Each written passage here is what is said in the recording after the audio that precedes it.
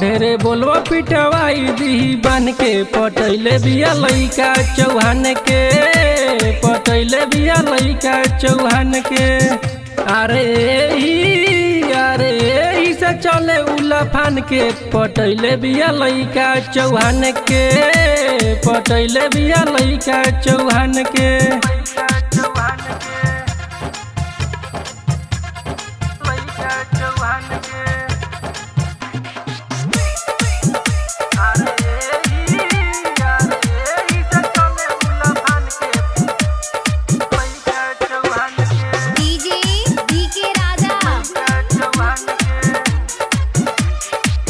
ओकरे पर सब धन लुटावे ओकरे ही डीपी लगावे ढोड़िया के अपना ऊपर शेरे चौहान लिखवावे।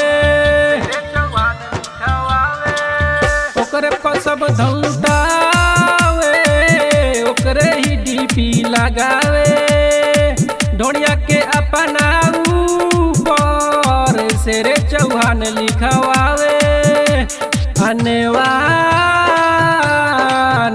अनेवान करावेले सामान के पटैले बिया लइका चौहान के पटैले बिया लइका चौहान के।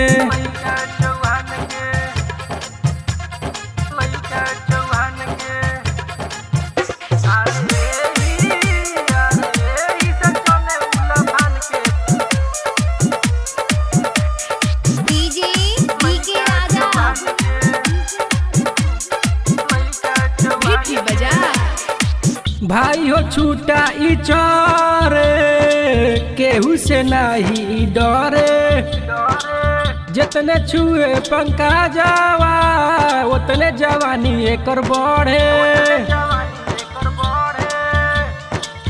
भाई हो छूटा ई चोरे केहू से नहीं डरे जितने छुए पंखा जावा उतने जवानी एकर बढ़े।